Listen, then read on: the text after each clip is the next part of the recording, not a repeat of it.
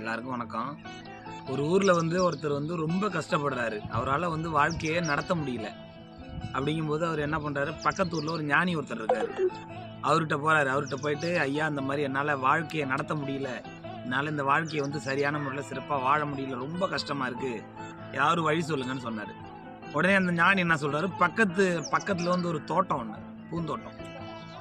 அவங்கள என்ன சொல்கிறார், அந்த பூந்தோட்டத்தில் போயிட்டு பட்டாம்பூச்சி நிறைய மேய்ஞ்சிட்டு இருக்கு, அது ஒரு பட்டாம்பூச்சி ஒன்று பிடிச்சிடுவான்னு சொல்கிறாரு. இவர் என்ன பண்ணுறாரு, அந்த பூந்தோட்டத்துக்கு போய் பட்டாம்பூச்சியை தேடி தேடி ஓடி பிடிக்கிறாரு. அவரால் பிடிக்க முடியல, ஒரு பட்டாம்பூச்சி கூட பிடிக்க முடியல. ஸோ என்ன பண்ணுறாரு, திரும்பி அந்த ஞானிகிட்ட வராரு. ஐயா நான் போனது மாதிரிங்க, பட்டாம்பூச்சி எதையும் என்னால் பிடிக்க முடியலன்னு சொல்கிறாரு.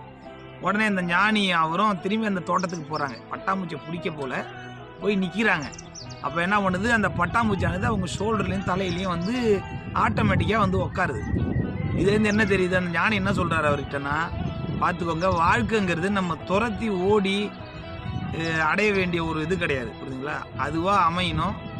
வாழ்க்கையை ரசித்து வாழணும், அதுதான் சொல்கிறாரு. நீங்கள் எவ்வளோதான் எஃபோர்ட் போட்டு துரத்தி ஓடினாலும் அமையிறது மட்டும்தான் அமையும், சரிங்களா?